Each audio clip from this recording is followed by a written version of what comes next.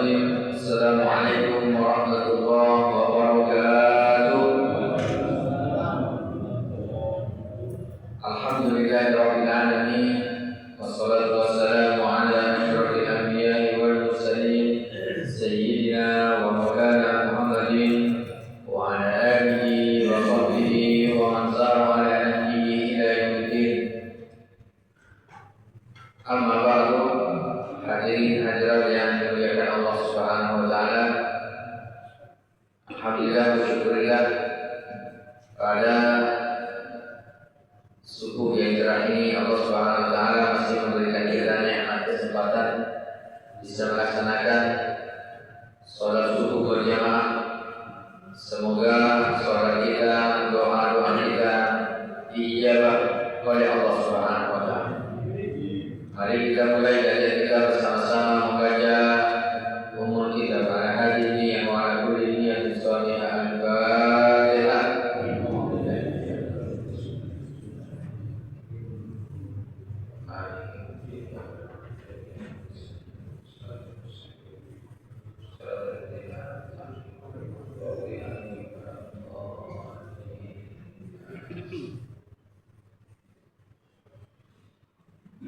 Baik hadirin hadirat yang dimuliakan Allah, kita lanjutkan kajian tafsir kita. Kita sampai pada surah Ali Imran ayat yang ke-164. Silahkan dibuka surah Ali Imran ayat 164. Kita baca bersama-sama satu ayat saja kita baca. A'udzu billahi minasy syaithanir rajim. Bismillahirrahmanirrahim. Laqad manna Allahu 'alal mu'minina idh ba'atha fihim rasulan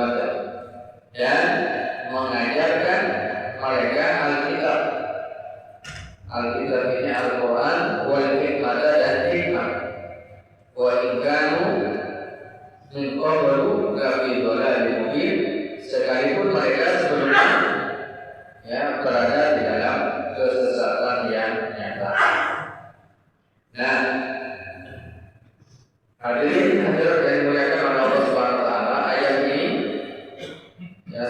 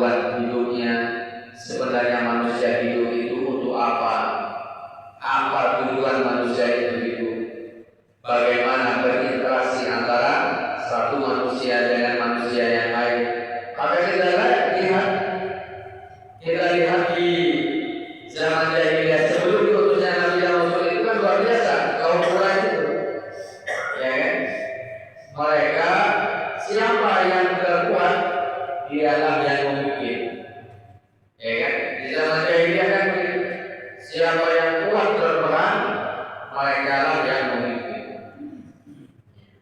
Kemudian siapa yang diwajibkan oleh mereka untuk berperan, yang memiliki kekuatan, yaitu laki-laki, maka perempuan dihinakan. Jadi pada zaman jahiliyah itu perempuan tidak ada artinya, tidak ada artinya sama sekali. Bahkan seorang ayah, orang tua yang memiliki anak perempuan merasa malu, menjadi aib bagi dirinya dan keluarganya. Maka sampai-sampai itu terbiasa di zaman jahiliyah itu kalau lahir anak perempuan, lalu anak perempuan itu dibunuh atau dikuburkan. Jadi tidak ada nilainya sama sekali. Ini disebut dengan zaman jahiliyah. Ini dari sisi ya sosial. Siapa yang memimpin? Dialah orang yang kuat, yang menang perang, dialah yang memimpin. Belum lagi di zaman jahiliyah ini kau berlari dari bumi ini, ketetapan yang nyata ini itu adalah ketika dalam masalah pernikahan banyak orang yang pada saat itu tidak tahu bagaimana cara menikah yang baik dan benar. Perzinahan di mana-mana.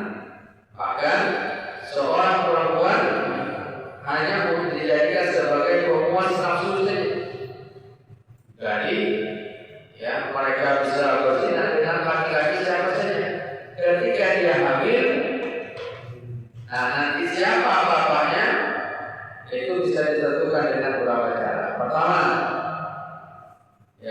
dilihat ketika lahir wajahnya mirip siapa.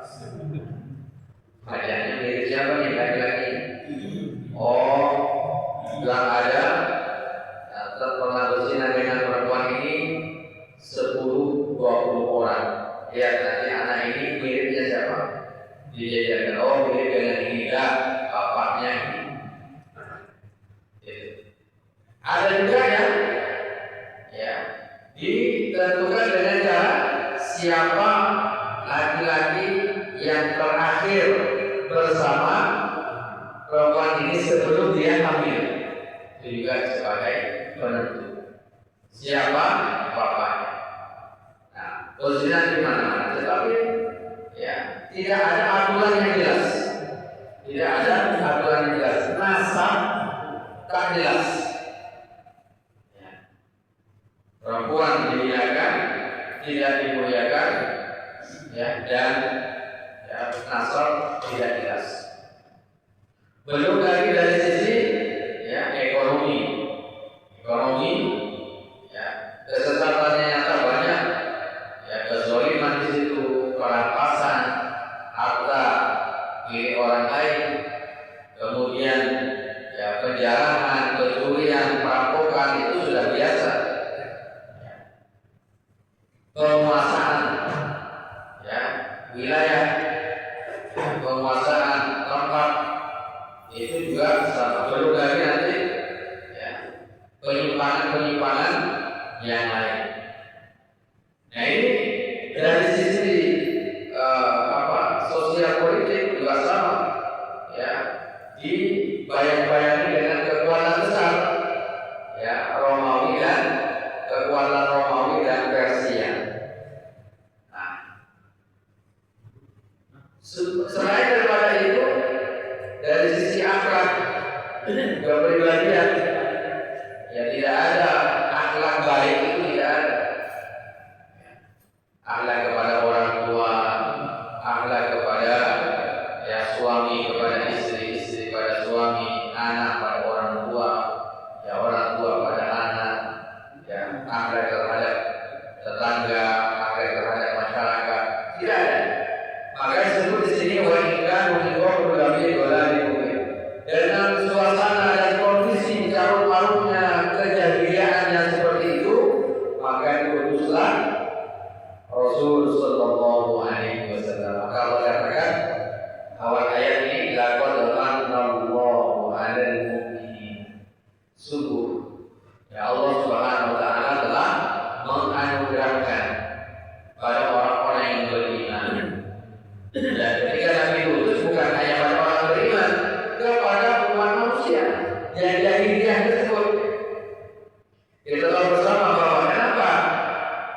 Atau apa hikmah Nabi dan Rasul itu diutus sepanjang zamannya, sejak zaman Nabi Muhammad, Nabi Adam alaihissalam sampai Nabi Muhammad sallallahu alaihi wasallam. Itu karena faktor penyimpangan yang sangat luar biasa yang dilakukan oleh masyarakat, oleh manusia. Ketika penyimpangan yang sudah mulai pada puncaknya, maka Allah utus Nabi dan Rasul sampai pada Nabi Muhammad SAW, dan sampai sekarang tidak ada lagi, karena Nabi SAW adalah Nabi terakhir yang diutus oleh Allah Subhanahu Wa Taala. Nah, kalau penyimpangan yang disebutkan di atas tadi, Allah turunkan Rasulullah atau Allah utus ya Rasulullah SAW. Jika ada fihi Rasulullah, Allah utus fihim, di tengah-tengah mereka Rasul dan seorang Rasul. Siapa itu? Nabi Muhammad SAW. Min anfusihim. Menarik di sini, min anfusihim, dari diri mereka sendiri, dari kaumnya. Maka Nabi ini adalah manusia. Nabi adalah manusia, bukan dari malaikat. Kenapa Nabi diutus ini manusia, bukan malaikat? Supaya bisa dijadikan qudwah, bisa dijadikan teladan oleh manusia. Kan sama-sama manusia. Kalau seandainya Nabi dan Rasulnya adalah malaikat, pastilah manusia punya alasan kenapa Anda ibadah, ya melakukan kebaikan sama seperti Nabi dan Rasul. Oh iya kan, Nabi dan Rasul malaikat, kita kan manusia. Ada alasan. Tapi di sini yang diutus adalah Nabi dan Rasul dari kalangan manusia. Sama-sama manusia, tapi bedanya apa? Nabi dan Rasul ini diberikan misi khusus oleh Rasulullah SAW. Ini yang pertama, min anfusihim, bahwa Nabi adalah manusia. Yang kedua, Nabi dan Rasul ini diutus sesuai dengan ya, di mana beliau berdakwah. Ya kan? Kita tahu, ya kan, Nabi Nuh alaihissalam diutus pada kaumnya. Ya, dia terbatas kalau Nabi dan Rasul. Sedangkan Nabi Muhammad SAW itu diutus pertama kali ya di daerah Arab, dari Arab di kota Mekah, yang mana dari suku Quraisy. Nah, tapi isinya bukan hanya pada satu golongan saja. Nabi Muhammad diutusnya untuk seluruh rahmatan lil alamin, untuk seluruh semesta, baik dari kalangan manusia, kalangan jin, kalangan manusia dan jin. Nabi SAW, Nabi terakhirnya. Nah, Nabi Muhammad adalah anak manusia biasa. Ya, bedanya beliau dibuat. Nah, beliau dari orang Quraisy, keturunan Quraisy, yang diutus oleh Allah untuk seluruh umat manusia. Makanya dalam ayat disebutkan ya bahwa inna khalaqnakum min dzakarin wa unsa wa ja'alnakum syu'uban wa qabaila lita'arafu. Yang adanya ya suku, ya kemudian golongan, warna kulit, nabinya sama, yaitu Nabi Muhammad Sallallahu Alaihi Wasallam.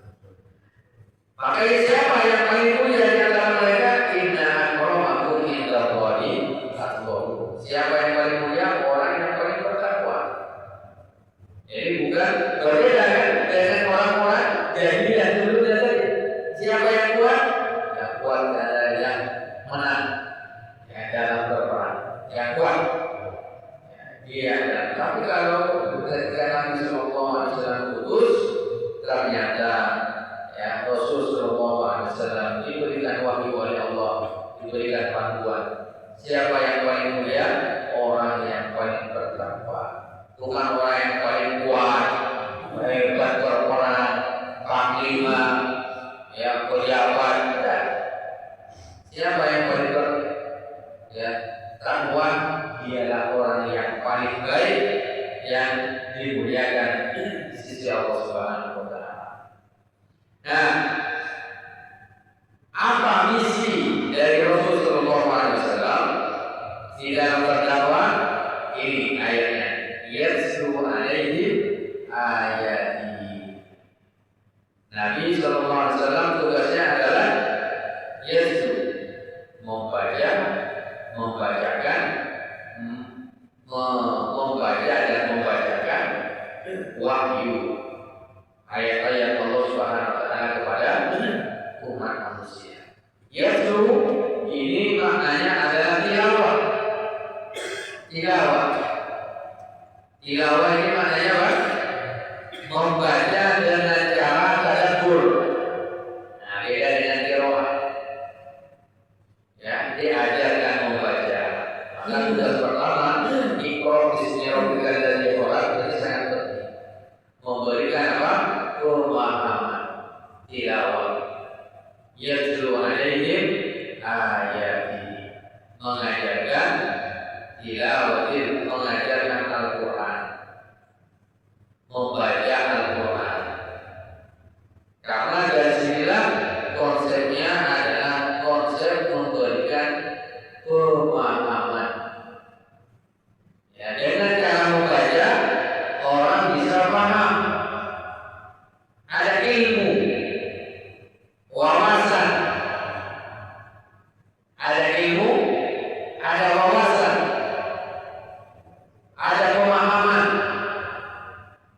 sehingga bisa diimplementasikan. Itu tugas pertama.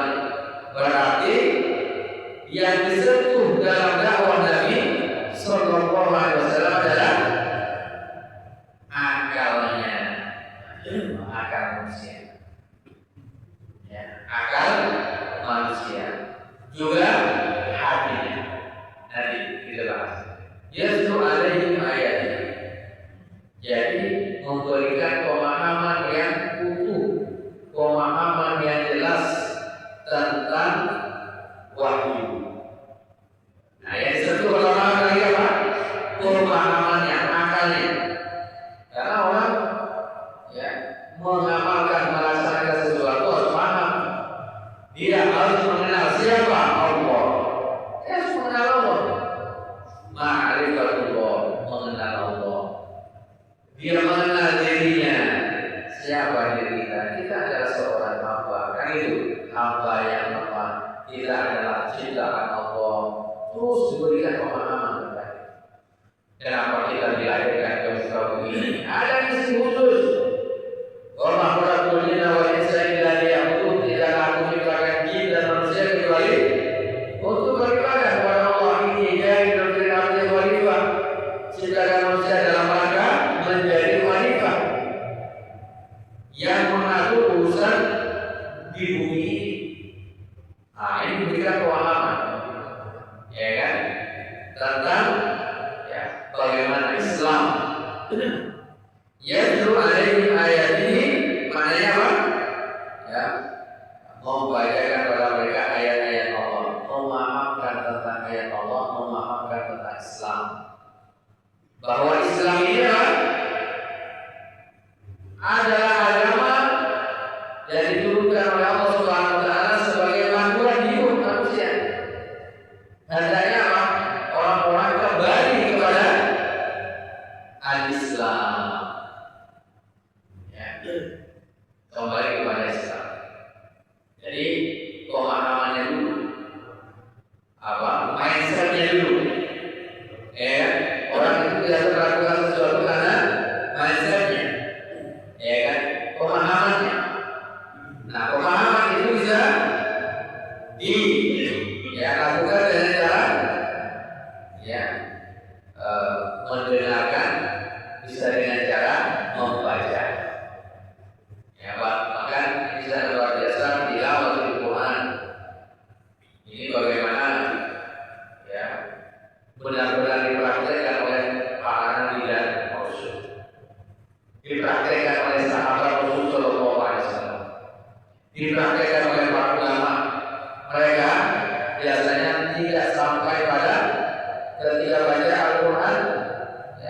7 ayat.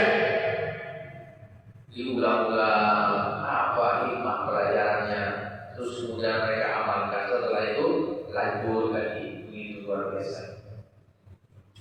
Nah ini kalau kita melihat sejarah, yang penting yang kita tilawah memahami Al-Quran dan mengamalkannya, agar kita paham betul tentang konsep agama ini. Ya panduannya ya, panduan Islam ini ya Al-Quran dan Sunnah Rasulullah SAW. Nah, maka hendaknya kita senantiasa tilawahil Quran. Bagaimana tilawah ini benar-benar bisa kita masukkan. Sejarah di antara sejarah ini pahlawan kita ada Kiai Haji Hashim Asy'ari, pendiri Nahdlatul Ulama.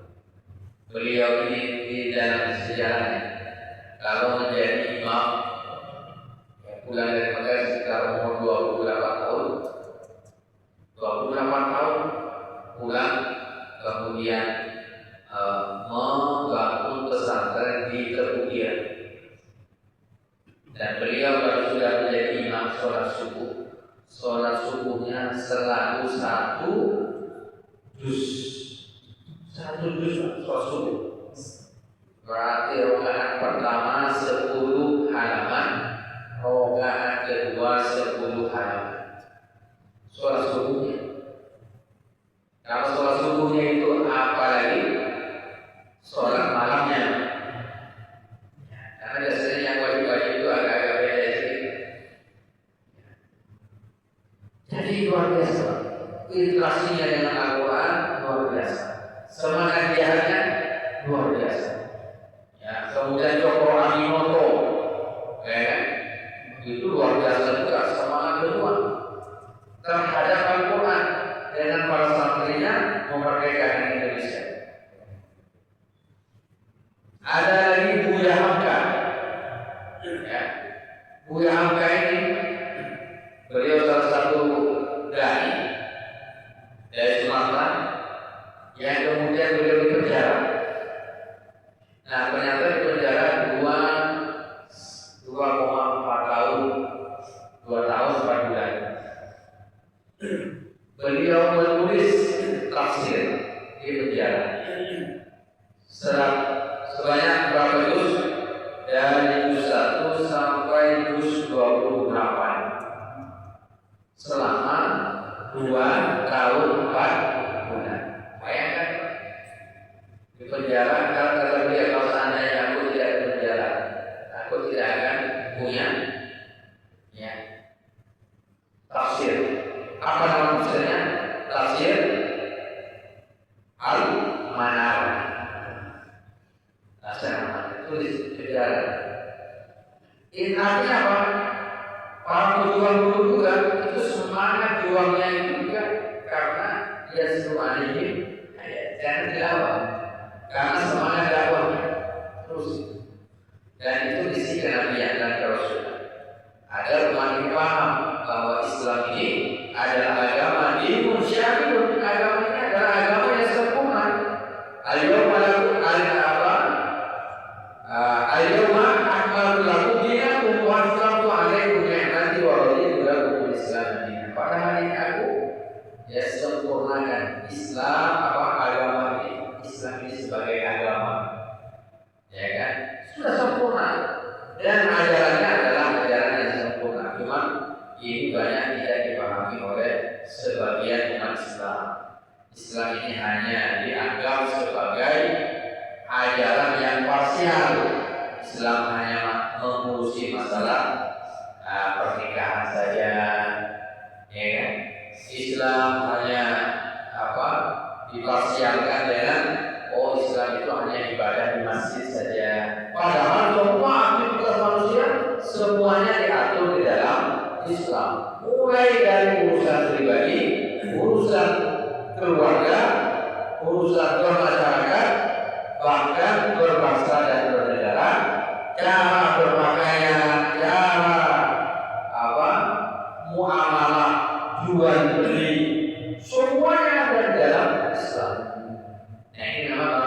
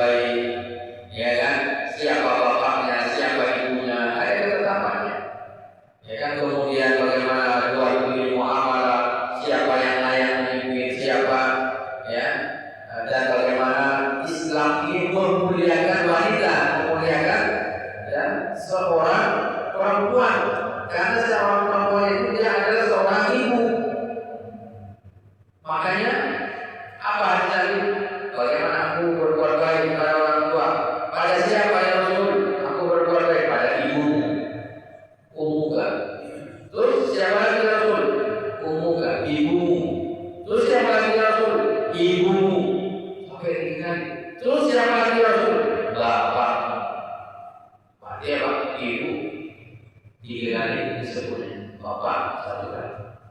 Kalau begitu berarti ibunya ada berapa? Tapi itu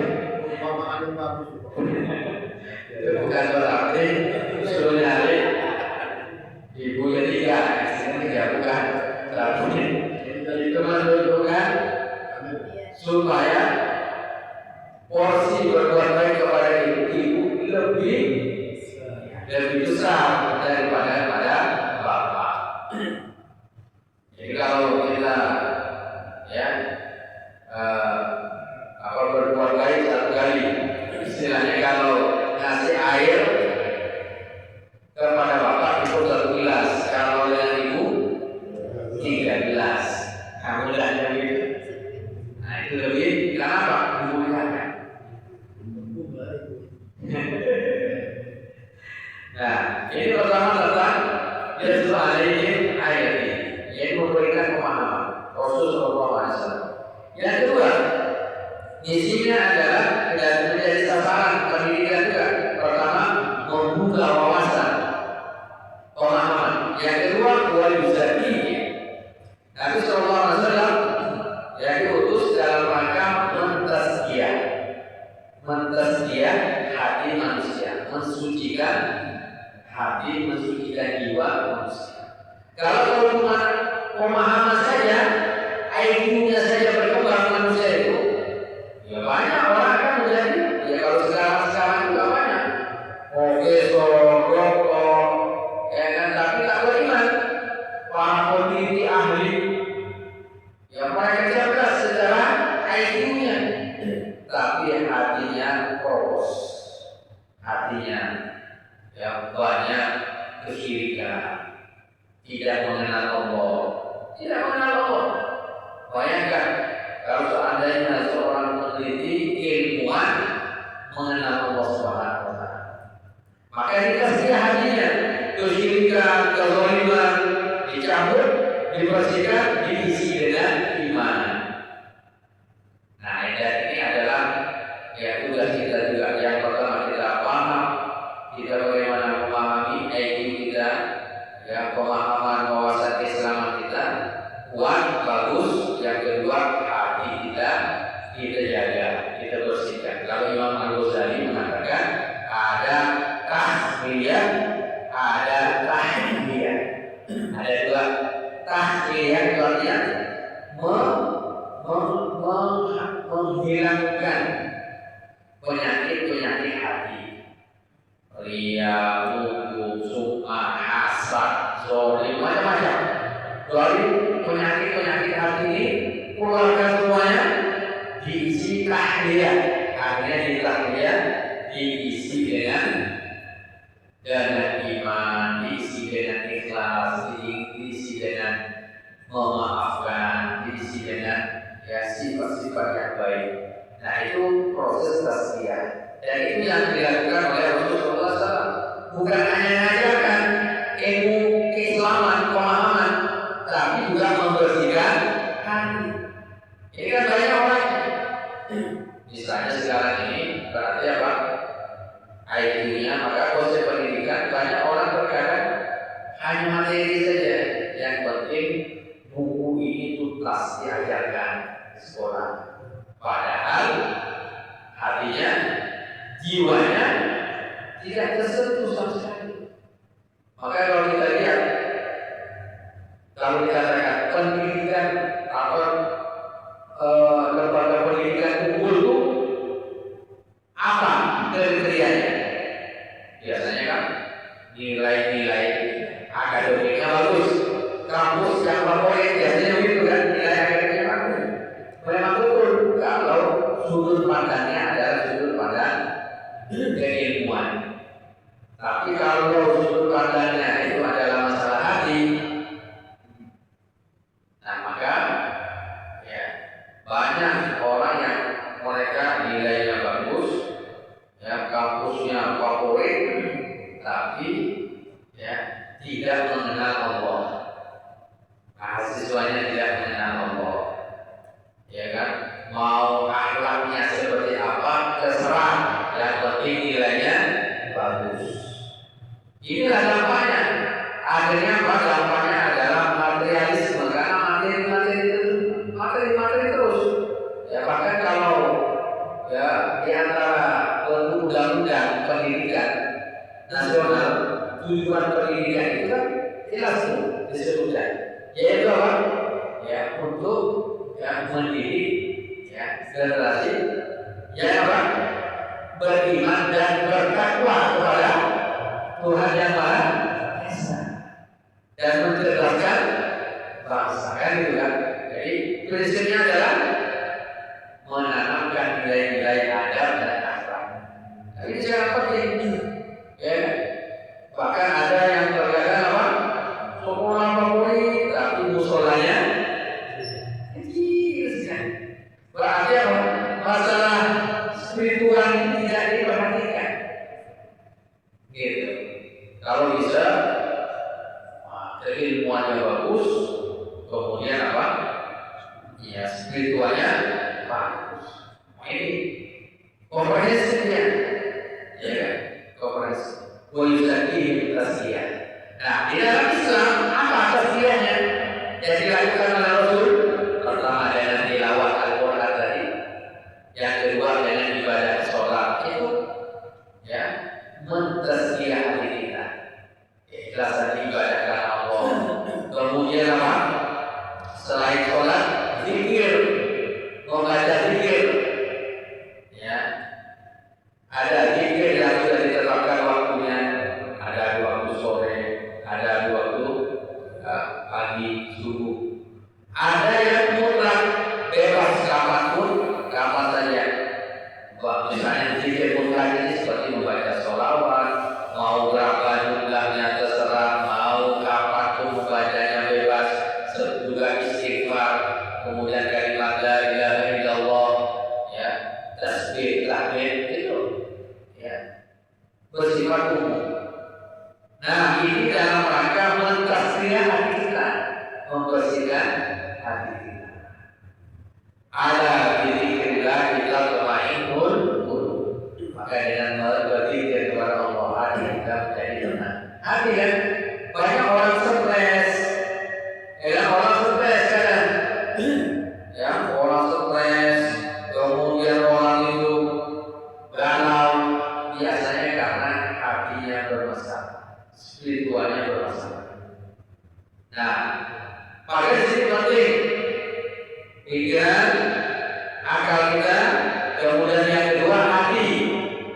Nah, yang ketiga adalah fisik. Fisik.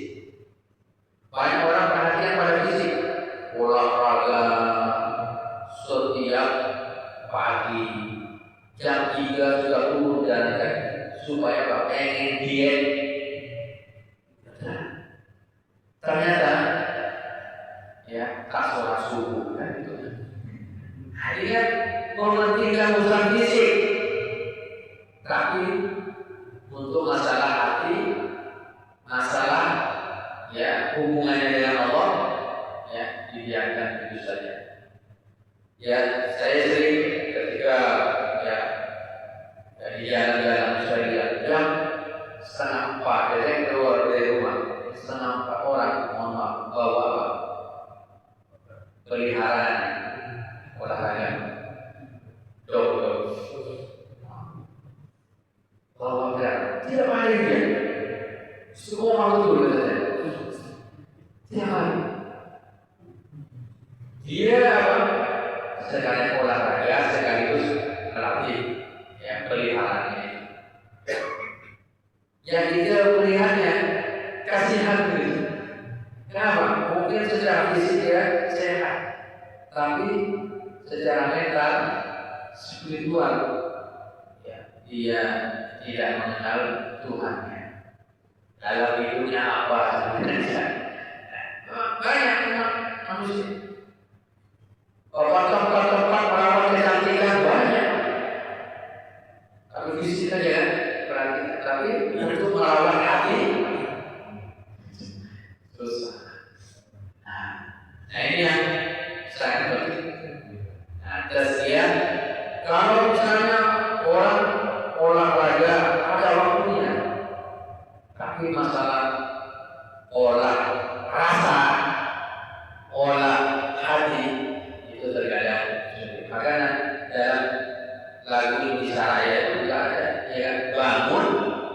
jiwanya, baru bangun raganya. Jiwa itu, hatinya itu dibangun. Dan proses pendidikan kita seharusnya begitu. Peserta didik itu yang dibangun adalah rohnya, jiwanya. Kalau jiwanya itu bagus, maka insya Allah ya raganya bagus. Kemudian wawasannya juga bagus. Gitu. Semuanya adanya apa? Iman. Hati kita ini adalah yang harus kita jaga, imannya. Oleh sebab itu kita pertimbangkan tasbih. Nah, yang ketiga wa yu'allimukumul kitaba wal hikmata. Nabi mengajarkan Alkitab, mendakwahkannya Alkitab ini, ajarkan kepada orang lain, akhirnya banyak yang masuk Islam, paham tentang Alkitab ini. Wal hikmata, hikmah. Ada ulama mengatakan hikmah ini maknanya adalah ya hadis. Atau ya makna lainnya hikmah ini adalah ya nilai-nilai yang diajarkan oleh Rasul, nilai-nilai adab, nilai-nilai akhlak, kepribadian, kepemimpinan dan seterusnya. Itu adalah hikmah. Nah, hikmah ini adalah dhalatul mukmin kata Nabi. Itu adalah sesuatu yang hilang dari seorang mukmin, anna wajadaha fahuwa ahaqqu biha. Dimanapun dia mendapati hikmah itu, maka dia layak untuk mengambilnya. Maka ya boleh tidak kita belajar dengan non-muslim? Boleh, karena itu adalah bagian dari hikmah pembelajaran. Ya, belajar teknologi, ya kan? Belajar masalah keduniaan, ya kan? Belajar perusahaan, bagaimana mengembangkan bisnis. Boleh tidak? Boleh, karena itu adalah bagian dari hikmah. Nah, tapi dalam urusan akidah dan ibadah, akhlak, ya, maka sudah ada jalurnya. Jadi tidak kepada mereka. Nah, inilah visi Rasulullah SAW, ya, yang kemudian ya beliau ya melakukan berarti apa? Satu, perhatian sasaran pendidikan dakwah Nabi ini adalah ya masalah pemahaman, bahwasannya masalah akal yang sentuhnya. Yang kedua, disentuhnya adalah hati manusia. Didakwah itu hatinya. Maka Nabi tidak dengan kekerasan, dakwahnya tidak dengan fisik. Karena yang disentuh adalah hatinya. Kalau hatinya terpaut, maka insya Allah mudah dia untuk bertaubat kepada Allah. Ya, orang Israel itu biasanya hatinya, mulai dari hati. Ya kan, yang kedua mindsetnya kan, ya kan gitu kan. Lalu yang ketiga fisik itu pengamalannya, ya pengamalan. Setelah itu lalu dia sudah butuh itu, maka dia ajarkan kepada orang lain. Nah, berarti dia mendakwahkannya. Sehingga Islam ini kemudian berkembang. Yang sebelumnya jahiliyah hanya seorang nabi masuk di situ dari kalangan perempuan Sayyidah Khadijah, dari kalangan orang tua pengusaha Abu Bakar Siddiq radhiyallahu anhu. Dari kalangan anak kecil, anak remaja Ali bin Abi Thalib, dari kalangan Fatimah Umar bin Khattab, dari kalangan pengusaha Utsman bin Affan. Itu sangat luar biasa. Dari situ berkembang mereka berdakwah sampai kan Islam ini pada ya diri kita. Jadi sampai ke Indonesia ini.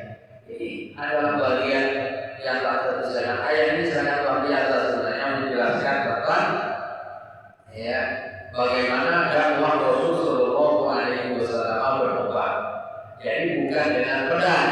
Pedang itu hanya sekian 0,00 sekian persen saja. Tapi Islam itu ya disebarkan sasarannya tadi, sasaran akal, sasarannya yang kedua adalah hati, dan sasarannya yang ketiga adalah fisik. Ya. Nah, maka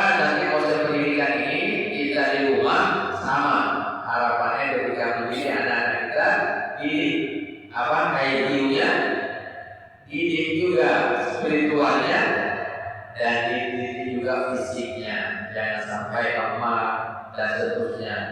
Nah, maka ini adalah bagian dari misi kerasulan.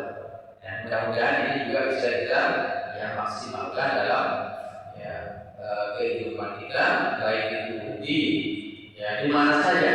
Kita ngajak orang lain, ajak secara fisik, hatinya juga. Makanya kalau hati fisik, kalau udah dengan hatinya, dorongan itu akan apapun akan dilakukan, kan gitu ya? Apapun akan dilakukan. Sama seperti Bilal bin Rabah. Bilal bin Rabah ini gimana?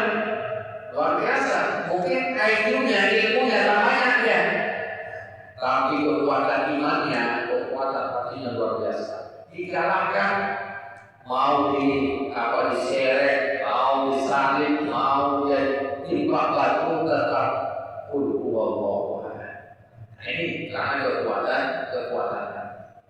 Allahu a'lam bishawab. Ini yang saya sampaikan. Mudah-mudahan bermanfaat. Mungkin ada yang mau ditanyakan. Saya Pak. Waalaikumsalam warahmatullahi wabarakatuh. Kalau kita melihat Pak Ustaz, di zaman sekarang itu adanya persamaan gender. Apakah ini merupakan klasifikasi dari zaman dulu, zaman Nabi, sehingga di zaman sekarang mereka menuntut keadilan seperti wanita itu menuntut keadilan pada kesamaan antara pria dan wanita. Bagaimana pandangan Pak Ustaz? Yang pertama itu bagaimana pengaruh penyucian hati terhadap perilaku kehidupan sosial? Apakah ini bisa dilakukan secara instan?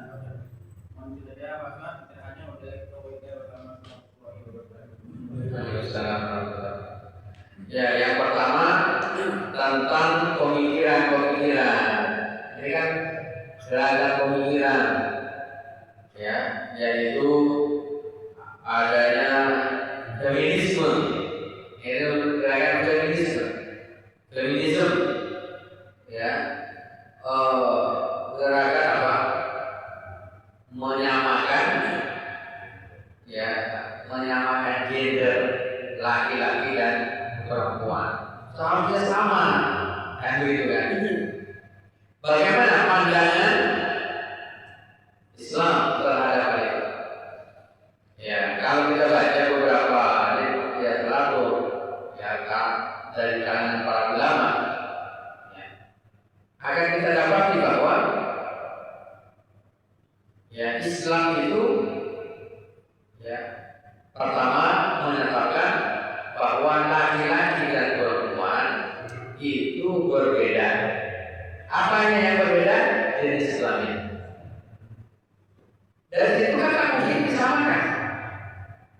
Karena nanti kalau itu dipaksakan, gimana caranya? Bentuknya sudah berbeda. Pertama sudah berbeda secara fisik, berbeda ya. Kemudian berbeda juga secara fisik.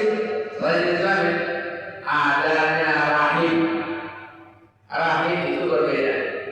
Laki-laki tidak ada rahim, perempuan ada rahim. Jadi untuk menentukan, biasanya orang Indonesia itu semua orang kan punya hak, laki-laki boleh dong jadi perempuan. Kan sekarang juga cara mengalami orang Indonesia itu, hati saya ini perempuan sebenarnya. Sebenarnya tinggal dilihat saja, ada rahimnya saja.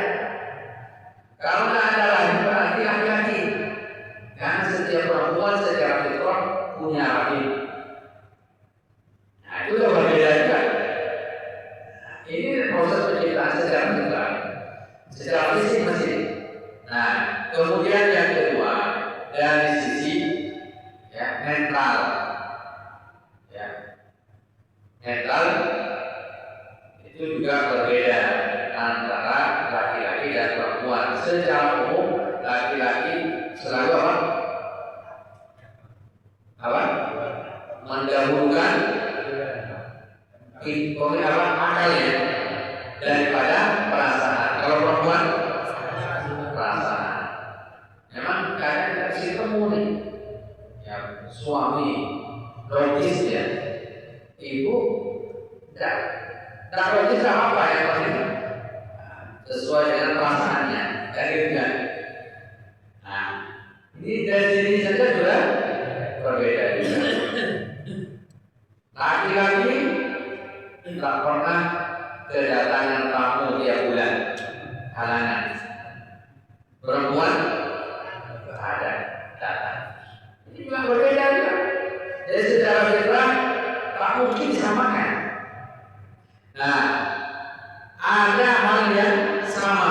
kedudukannya di dalam Islam.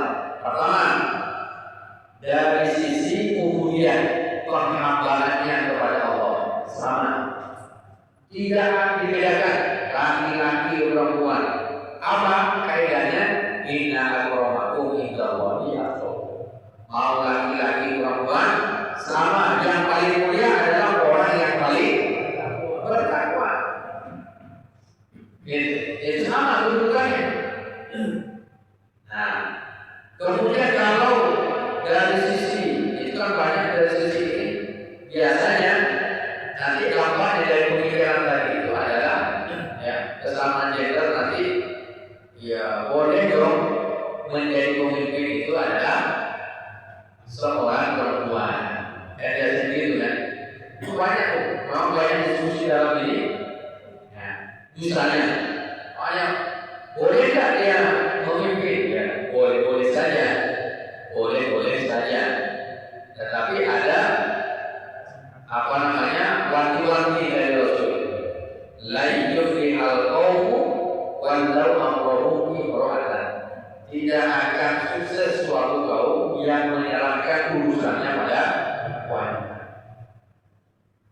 Kalau memimpin boleh ya, boleh saja, asalkan uang bisa. Nah, maka di sini juga sama. Kenapa Nabi dan Rasul tidak ada satupun dari perempuan, semuanya laki-laki? Karena di situ, karena tugasnya adalah tugas kepemimpinan. Karena perempuan itu tadi sering kedatangan tamu tiap bulan, hamil, gimana? Nabi dan Rasul hamil, dakwah hamil, mana perang? Tunggu dulu, cuti dulu, Aduh, karena itu tadi perbatasan. Ada perbedaan di situ, tapi ada hak-haknya yang disamakan terkait dengan ubudiyahnya kepada Allah Subhanahu wa taala. Nah, cuma mereka ini gerakan feminisme ini, gerakan ya gender ini, lawan gender ini hanya masalah yang enak-enak saja mau disamakan. Ya kan? Yang berat tetap laki-laki. Seharusnya konsisten aja. Kalau mau semuanya. Nah, ini penting perempuan enggak. Nah, ini kan nggak mau ya. Cuma yang enak-enak, sama. Nah, sedangkan di dalam Islam jelas sebenarnya. Dan tidak ada manusia perempuan yang dikucilkan perannya, tidak ada. Malah dimuliakan tadi. Dia ada seorang ibu, surga berada di telapak kaki ibu. Luar biasa memuliakan. Nah itu ya, inilah. Jadi memang banyak pemikiran-pemikiran di luar sana yang kemudian sebenarnya ingin merusak Islam. Nah di dalam Islam ada hak dan kewajibannya dan bagaimana posisinya juga jelas. Kemudian yang kedua, ya tarbiyah ini secara Islam nggak bisa juga ya Pak.